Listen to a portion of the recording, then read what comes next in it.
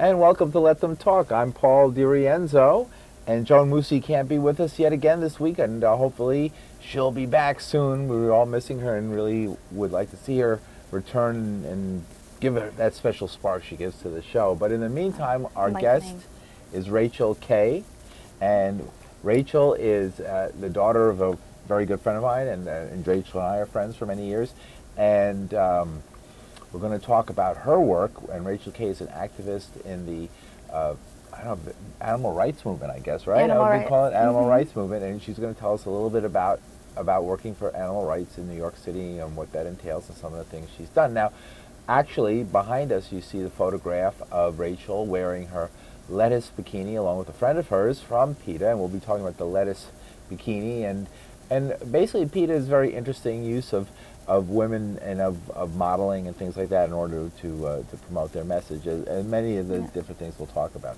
and your take on the animal rights activism in general, and so welcome to Let Them Talk. Thank you, Rachel, and you can give some information as you wish too on when people can learn more about what you're talking about and get more information and websites and all that. Definitely attribute. So let's begin by asking what is animal rights and how did you get involved in it?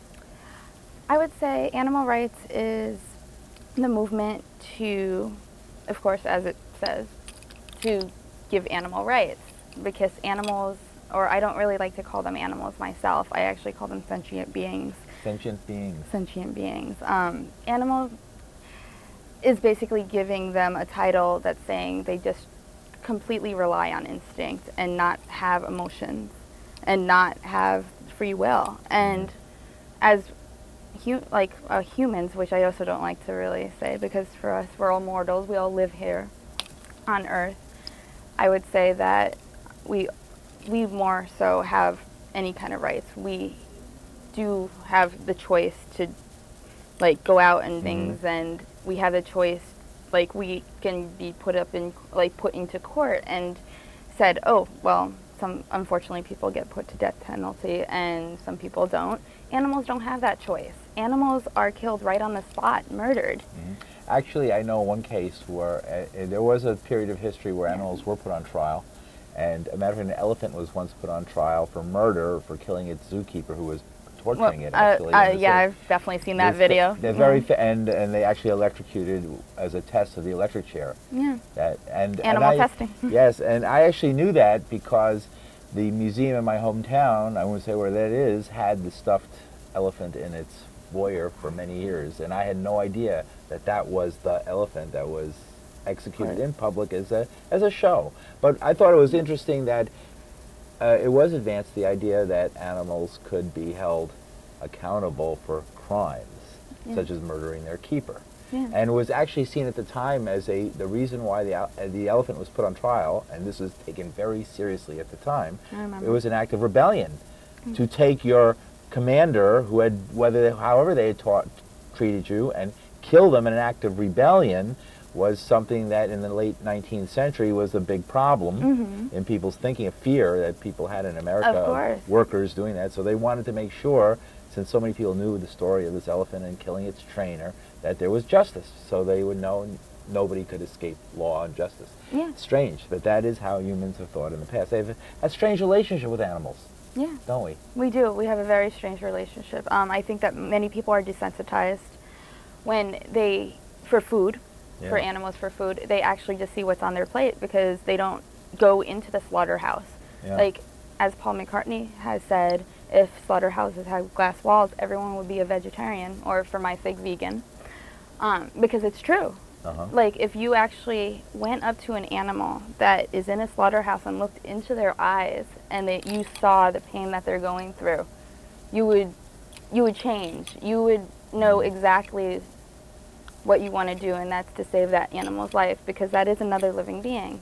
But many people in the world, in America, definitely, they don't see that. They just go to the supermarket, it's easily packed, plastic wrap and styrofoam, and there's the animal. There's what they're going to eat for dinner. They don't see that, they don't see the animal being suffered, beaten to death, or they don't see the things that we have seen, or I've definitely witnessed myself, and I've gone to like slaughters where like Kippuris, which is a tradition, a religious tradition in numerous religious Jewish places, where people will actually pick up chickens, swing them around their heads as urine and piss and anything else is falling down all over them, just because they believe that by swinging this chicken around on top of their heads, animals, or that their sins are going to be erased for the year and they're fine now and they can live happy.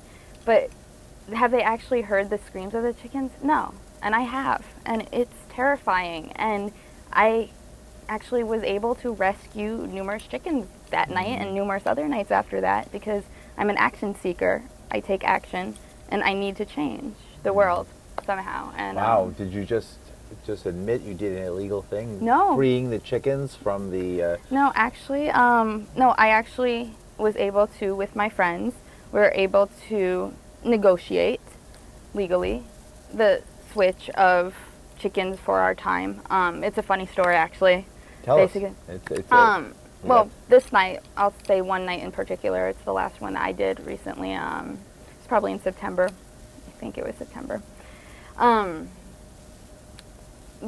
protest, we had a protest for 2 hours, and our protest was actually ending in 5 minutes. They were, the Jewish, the religious Jews, they were actually scared that we were going to stay over the protest time. So we negotiated that if we left early from the protest, that they would actually trade chickens with us. So we were able to trade the lives of, the rescued lives of the chickens. What did you do with the chickens that you rescued? We actually took them right up to Woodstock Farm Animal Sanctuary, which is a sanctuary located 10 minutes outside of Woodstock in Willow, New York, that I always participate with. I hold benefits for at numerous different places. I go up there myself to interact with, I call them the critters. I go up there to interact. What kind of animals are there? We have pigs, cows, baby cows right now, adorable baby pigs, calves. Yes, I'm sorry. Yes, piglets and calves. We have kids. We have chicks and roosters. Those are baby goats, not baby people. Yeah, baby. Kids. Sorry. No, that's not, I'm just. I find that interesting. So yeah, for me, it's basically. I mean, I don't really say, calves, and for me, it's just they all live just so happy there. But we have rescued over 200 different beings. We have, they're just living happily there. I mean, just from where they came from, they were all usually they were definitely from abusive situations. They were from slaughterhouses, or people had taken them in thinking that they can take care of them and fed them wrong, or someone just found them abandoned in the backyard in Brooklyn. Like, we have numerous lambs and sheep, and it's amazing to interact when I'm up there. Rachel K., tell me a little bit more about how you got into animal rescue and working for animals. How did you first realize, or when did you first realize you wanted to dedicate a big part of your life to this? I would say actually as a child. I mean, my dad didn't really like it or appreciate it at some points, but I started taking in abandoned kittens. I would just basically find abandoned litters and grab them with my friends, carry them home and go, Dad, they're going to live with me. And they did.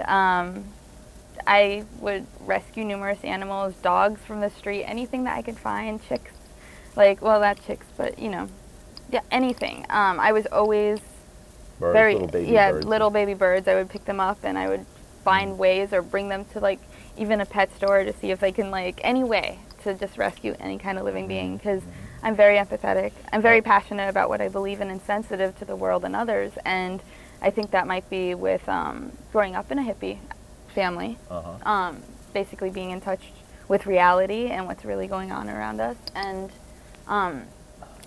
so as a young child, I got involved in it, but then later on, I'd say actually just a few years ago, I became more political with it. I started taking more strives. Like, I was always volunteering my time to saving animals and rescuing and, you know, anything. Here in New York. Yeah, here in New York, anything I can really do. But I started going online and really looking up things, and I went to PETA.org, which provided me with information about really getting involved and really, like, you know, really just start protesting a lot more. My dad took me to my first protest as a 6-year-old, and it was an anti-fur protest. It wasn't my first protest in my life. It was my first animal rights protest, which I didn't understand as a child. I heard anti-fur, and I grabbed my fake fur jacket, and I was like, ooh, yay, this is fun, until we're standing outside of a McDonald's yelling at people about how they're eating meat, and that person walking by with a fur coat is disgusting. And I didn't put 2 and 2 together until years later when I went on the fur coat in the McDonald's. Well, the fur coat, the McDonald's, and the fact that this was cruel. Like, you don't know this. People are so out of touch with reality. Right. So, you know, PETA is an ethical, we're talking about people ethical treatment of animals. So your focus, is your focus equal, or is that stronger than the focus on health? Because maybe some people can't be reached on the ethical, but then, you know, when you say that, you can make many arguments about the health problems. Eating, for example, beef has been associated with heart attack, colon cancer, all these kind of things, right? Diabetes. Diabetes and stuff.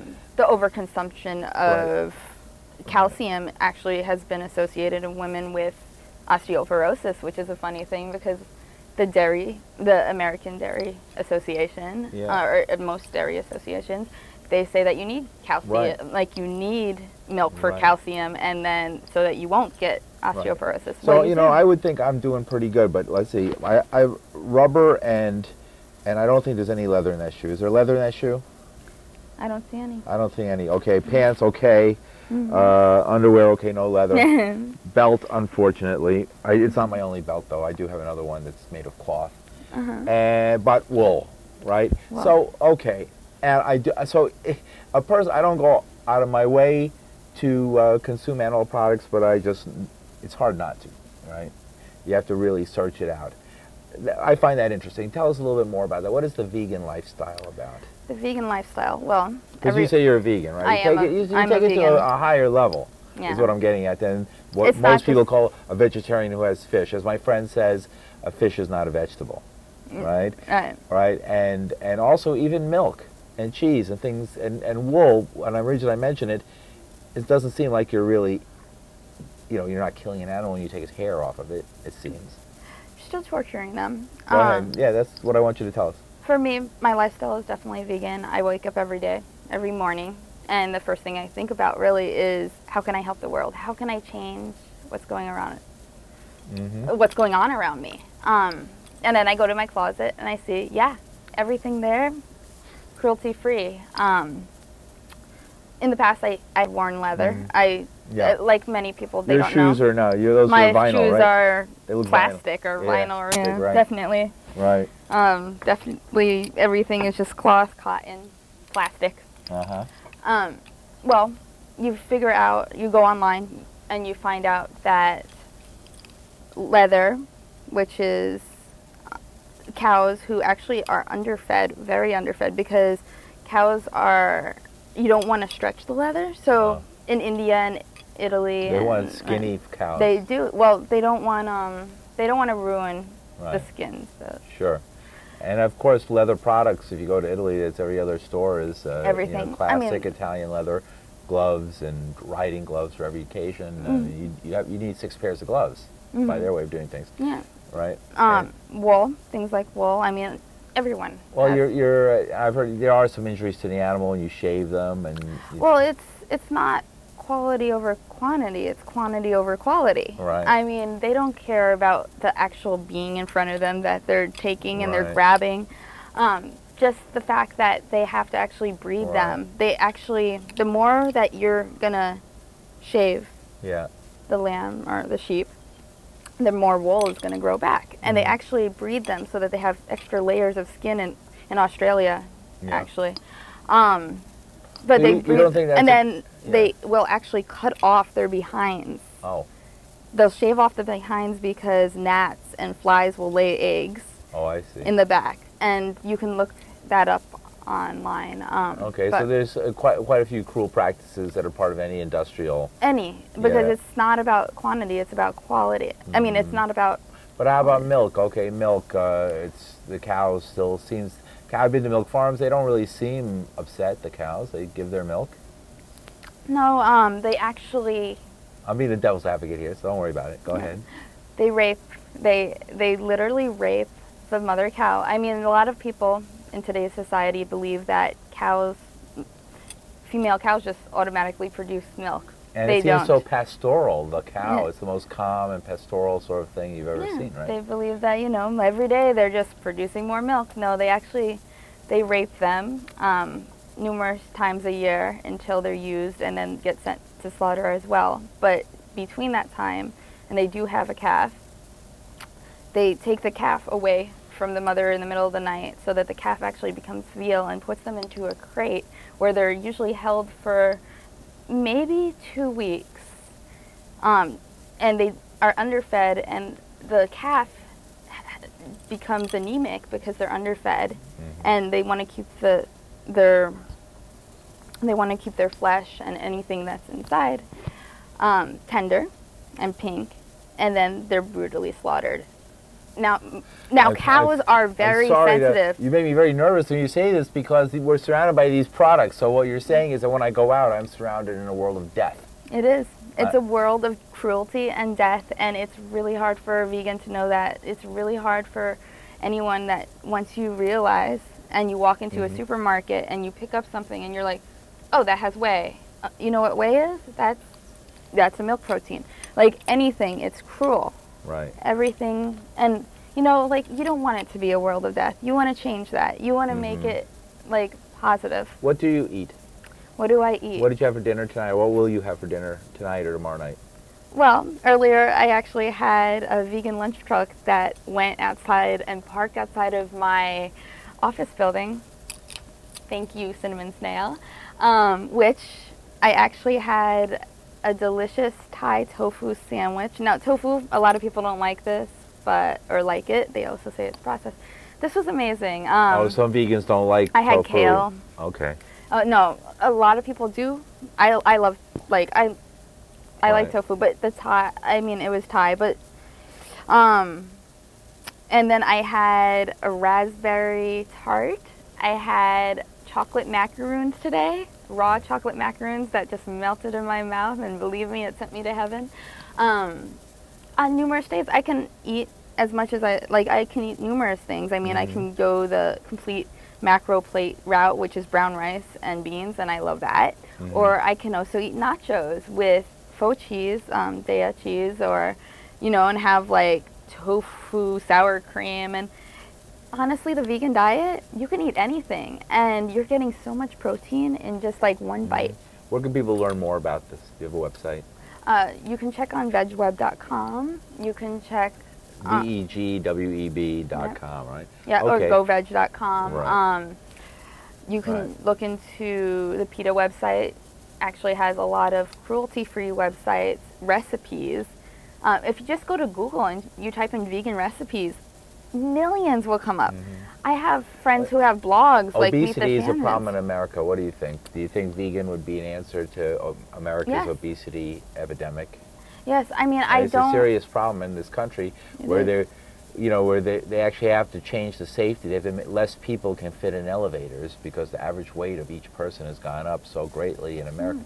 There was a few years ago a boat that overturned and 20 people were drowned because it had been set for weights of adults in 1960, and the weights of adults had grown so great that it actually capsized a tour boat and killed 20 people in Lake Champlain.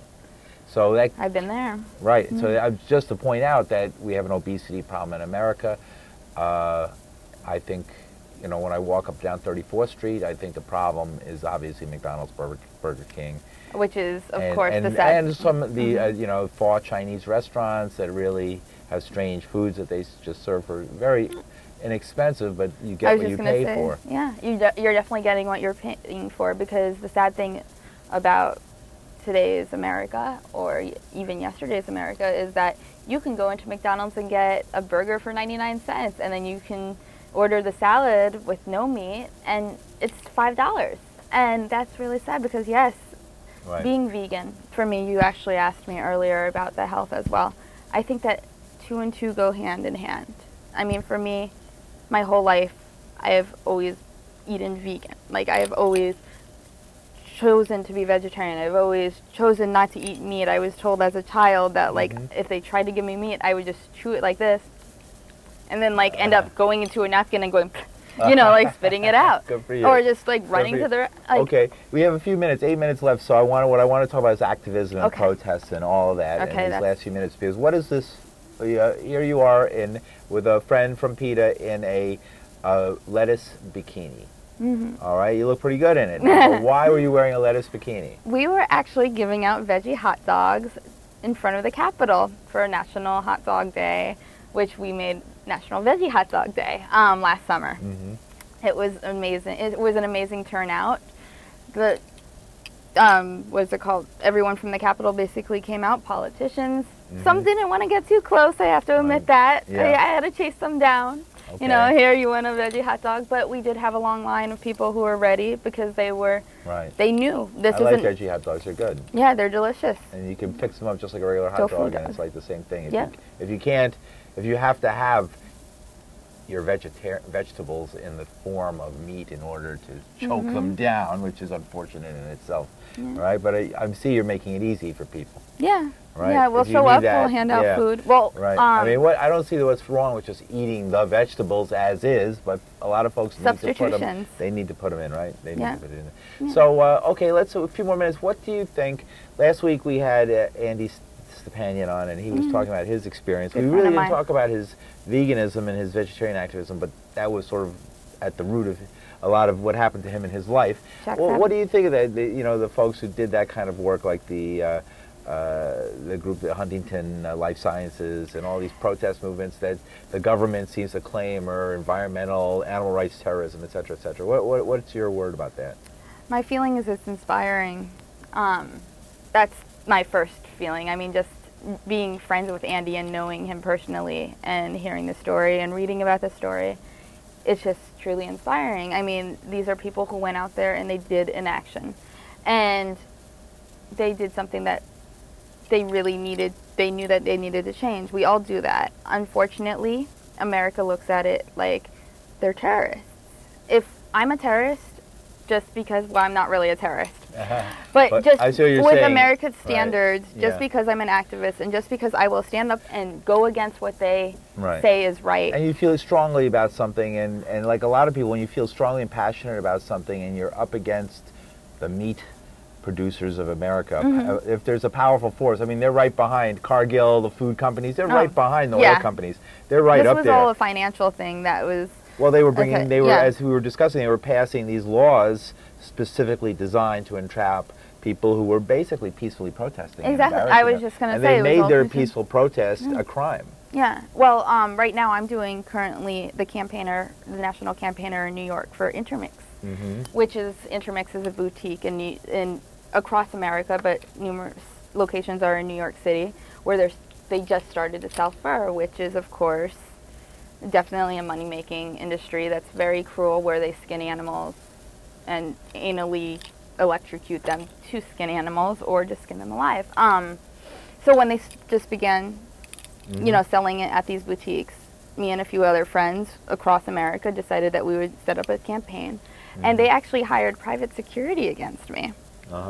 Just because I had peaceful demonstrations in front of the store. Extremely peaceful. Just standing there with signs, not yelling at anyone. And you had your own But security. I was interrogated. I had security who was actually, admittedly, looking at my Twitter account, looking on my Facebook invites, and I was looked at like I was a danger, and I'm not a danger, but I was looked at like I was a danger just because me and about 25 other people wanted to stand in front of a store with some signs and explain and hand out literature and educate people about the brutal society that we live in today, that they believe wearing the dead skin of an animal, of another living being, is okay. just for fashion, and they say for warmth, but there's numerous other materials out there that can keep you warm, believe me. Like my friend's vaultculture.com. But what about things like destruction of property, like spray painting on fur coats? It used to be that people don't do that anymore. It seems people don't do that anymore. Yeah. But now it seems like fashion is a big part of what PETA does. I go to the website, and it's always, and also you can be fashionable and vegan. Naked, I think I'm right? Naked people is the big thing now, right? Yeah. And it's causing a lot naked. of. What's behind all that? Why do we see you in a bikini, lettuce bikini, and other famous models and actresses naked? And I have to admit, it's a great attention grabber. I mean, PETA has been able to put vegetarian and veganism and make it into a household name. Everyone knows that name. Everyone knows to use it. And then everyone associates it with PETA. But just doing tactics that really catch the eye and really bring attention. Because if you're just going to go and do something like that, you're going to show up in some local newspaper. You know, you're not going to have, if you're just going out there with some leaflets, you're not really going to have people saying, oh, wow, look what that person did. I mean, the that's right. Earth Fest is coming up. Sure. Or an Earth Day festival in New York City is going to come up on April 21st and 22nd, where we're going to actually have a shower. I've done this. We're not truly naked, but maybe. You never know. To the eye of the people. But we're just going to be in the shower. I'm going to be in the shower probably with another person and also tabling. And we're just there to show that 1 pound of meat is actually the equivalent of a year's worth of showers. And something like that's the water necessary to produce 1 pound of meat, or beef, or any meat. Beef usually, but but any meat. Which is the most common meat, which is people. All right, and as well. Well, we only have a minute left, and I want to almost go through each animal and go through, because you obviously are an expert on all that, but we don't have time for that. But in the last minute or so, what message do you want folks to leave with, as far as what you're about and how they could maybe change their lives if they're interested in what you're saying? If you're interested in going vegan, I would definitely go to vegweb.com or goveg.com. Also go on Facebook and look up event listings. Go to PETA.com and look up sign up for their mailing list, where they will know where you are exactly, and they'll send out event listings for protests or. Look in Google groups, go on google.com, blogs, on ModPod Daily, which is my personal blog. I'll post that I'm going to What's your blog again? modpoddaily.com. It's a vegan mod fashion blog related to the 60s, 70s. Right. Thank you very much, Rachel Kay, for joining us and talking about animal rights and your work as an activist in animal rights, or as you call it, sentient being rights. Sentient being rights. Very good. Thank you very much for joining us. We're going to follow this and have you on again and talk more about this, all right? Please do. We'll see you next week. Thank you for joining us on Let Them Talk. Thank you.